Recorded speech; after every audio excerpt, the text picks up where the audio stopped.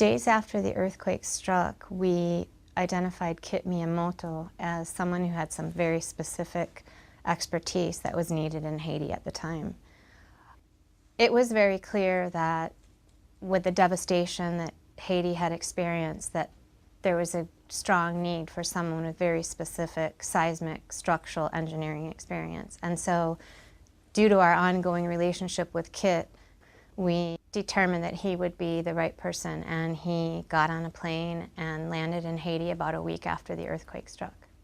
So one of Kit's first tasks was to undergo a tagging program. And basically what that meant was to work with the Haitian authorities, prioritize the areas that needed to be assessed, and to tag buildings according to their damage level. I would say there's about 900,000 buildings in this town. About 200,000 collapsed, and 300,000 damaged, from badly damaged to lightly damaged. And about half of it, 400 to 500,000, survived.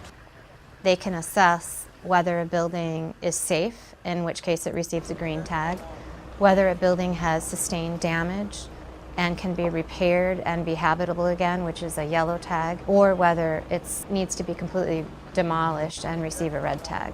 So we've been asked to work with the UN and the World Bank, and also the government of Haiti, to coordinate this effort, to bring in the so-called damage assessment of this. First batch is 100,000 structures in this town. This is actually a pretty good system, man. You get the big concrete column here. This is the hospital. It's built 2 years ago. It's a brand new hospital, and it was a children's hospital, and it just collapsed, and many children died here. And you know why? You see the twisted metal there. Also, you see up there. That was a column. Column actually supports the building above, but here used to be there some open space because there's parking. So this is what we call the soft story. And I saw a lot of buildings like that collapsed because you get the kind of rigid box on top of it. It has a little soft things in there. It collapsed like that. And it killed many, many patients here, many children. Horrible. I think so. That's the floor here. Because I know people still buried in there. If you can see around the structure in the buildings here, some buildings are totally undamaged. But some cases people don't go back because they don't know if that's safe or not. So that type of tagging system is very important to make the people to understand that what's safe and what's not safe to enter the buildings. The simple act of tagging a home and showing someone, demonstrating from a technical perspective that their house is safe, can have a very profound impact on a family.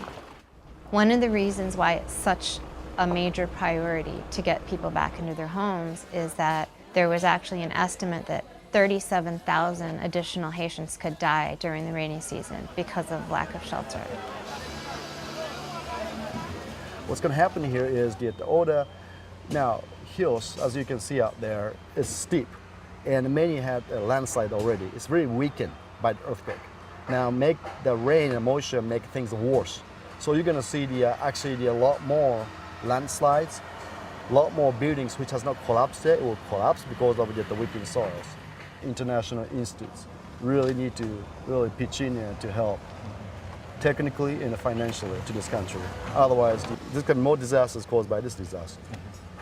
One of the biggest concerns is that Haiti and the international community and all of the other actors involved will make some of the same mistakes over again. And with subsequent disasters, we will continue to see major loss of life and property. And our greatest hope is that we can change that.